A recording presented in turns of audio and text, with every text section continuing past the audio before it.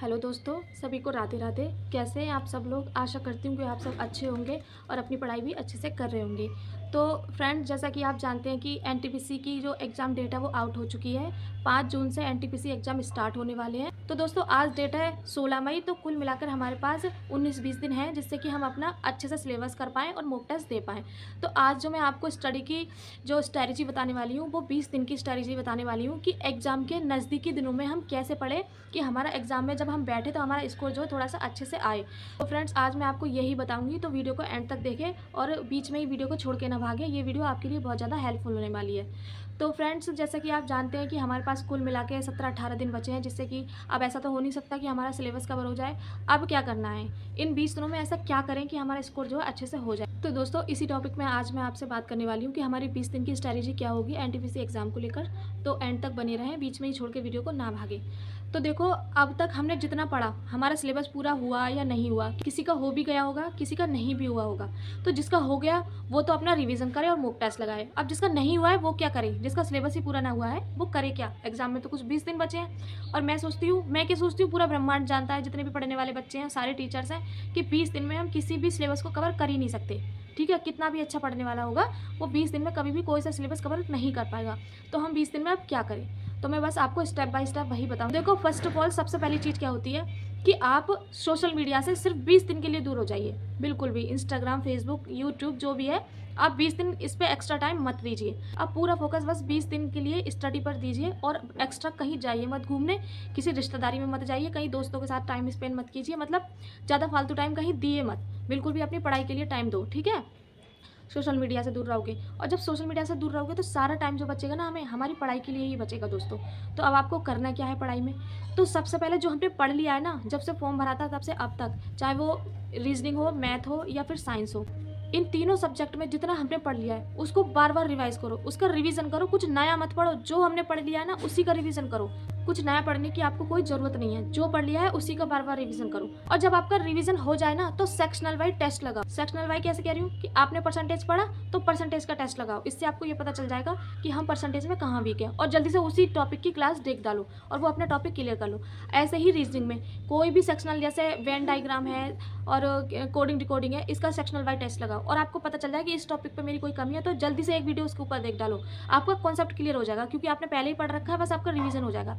और साथ के साथ एक मिक्स मॉक टेस्ट लगाओ, इससे आपका जो है स्पीड बढ़ेगी, मॉक टेस्ट में टाइम मैनेजमेंट होगा। मुझे लगता है कि शायद ये CBT 1 है एनटीपीसी का, और ये लैपटॉप पे ही होने वाला है, ये ऑफलाइन पेपर नहीं है, ऑनलाइन पेपर है। तो आपकी उससे जो है प्रैक्टिस हो जाएगी, टाइम मैनेजमेंट हो जाएगा। मॉक टेस्ट बहुत ज़्यादा ज़रूरी है, ठीक है? पहले फर्स्ट ऑफ ऑल क्या करना है, मोबाइल से, सोशल मीडिया से दूर रहना है, थोड़ा अपना पढ़ाई पर ध्यान देना है। दूसरा क्या करना है, जो पढ़ लिया है उसी को रिविजन करना है, नया कुछ नहीं पढ़ना है अब, और उसी को जो हमने पढ़ा था उसी को सेक्शनल वाइज टेस्ट देने हैं। इससे ये पता करना है कि हमारा कौन सा टॉपिक में अभी वीक रह गया है, और जल्दी से उसी टॉपिक की कोई वीडियो देख लेनी है, जल्दी से अपना कॉन्सेप्ट जो है क्लियर कर लेना है। और जब क्लियर हो जाए तो डेली एक मिक्स मॉक टेस्ट देना है एनटीपीसी का, चाहे वो टेक्स्ट बुक से दो या RW ऐप से दो, कहीं से भी दो। कोई नई क्लास नहीं देखनी है किसी भी टीचर की, जो कहते हैं कि मैराथन चल रही है या हमने 20 दिन के लिए नई क्लास लगाई है, वो कुछ नहीं देखना है आपको।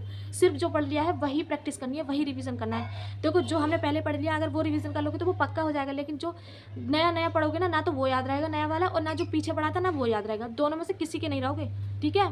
तो जो पुराना पढ़ लिया उसका रिवीजन करो और साथ के साथ मॉक टेस्ट दो। जब मॉक टेस्ट दोगे तो उसमें स्पीड बढ़ेगी।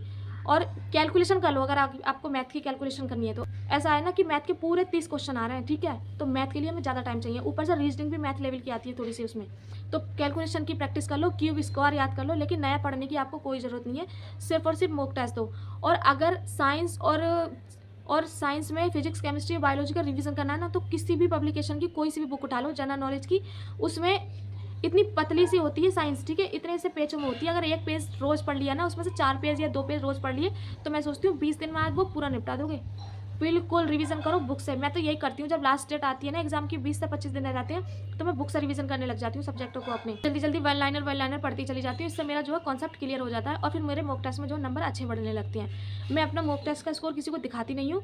कहते हैं ऐसा कि मॉक टेस्ट का स्कोर नहीं बताना चाहिए, तो ये तो मेरी मान्यता है, बाकी आपकी मर्जी है, आप कैसे करोगे, दिखाओगे या नहीं दिखाओगे। वैसे नहीं बताना चाहिए, मैं तो बस आपको स्टडी टिप्स देती हूँ जो मुझे लगता है कि देना चाहिए। तो आपको 3 ही काम करने हैं दोस्तों। पुराना पढ़ना है आपको, जितना भी पढ़ लिया उसका रिवीजन करना है, सेक्शन वाइज मुक टेस्ट लगाने हैं और एक मिक्स मॉक टेस्ट लगाना डेली जब तक कि अब पेपर ना हो तब तक। बिल्कुल यही करना है, एक्स्ट्रा कुछ मत करना। ये 20 दिन की स्ट्रैटेजी है। अब हमारे पास सिर्फ 20 दिन पड़े हैं और अपने बाहर घूमने मत जाना कहीं पे, बेकार का टाइम जो बर्बाद मत करना, सिर्फ पढ़ाई पे फोकस करना और मोबाइल से ज़्यादातर दूर रहना, अपना सोशल मीडिया से। दोस्तों यही है लास्ट टाइम पे जो तुम कर सकते हो, बाकी कुछ नहीं है ऐसा। 20 दिन में किसी से एग्जाम नहीं निकला है। ये उन बच्चों के लिए है जो मतलब पीछे 4 से 6 महीने से पढ़ाई करते चले आ रहे हैं और फिर भी उनका बेचारों को सिलेबस कवर नहीं हुआ है। तो सिलेबस कवर ना होने की बिल्कुल टेंशन मत लो, जो मैंने बताया सिर्फ वही कर लो, उससे ही आपका स्कोर जो है अच्छे से हो जाएगा। मैं तो यही करने वाली हूँ दोस्तों। तो जो था मैंने आपको क्लियर कर दिया है इस वीडियो में, इतना ही दोस्तों। तो अच्छे से करते रहना अपनी पढ़ाई और बिल्कुल टाइम बर्बाद मत करना। तो इस वीडियो में सिर्फ इतना ही दोस्तों, मिलते हैं नेक्स्ट वीडियो में, जब तक के लिए राधे राधे।